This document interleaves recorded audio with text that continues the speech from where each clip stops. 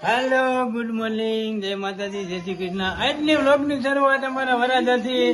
વરાજો ભાગી ગયો અને સમજા અમારે વરાજો છે અને અમારે વરાજાની બેન જો એટલી ફૂલાણી ને માળીએ સડી ગઈ.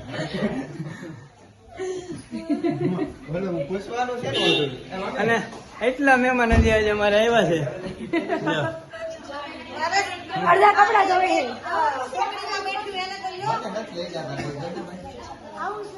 હાલો, તો આજે અમારે જવાનું છે વરાજાના લગ્ન લેવા ને જાય છે. જો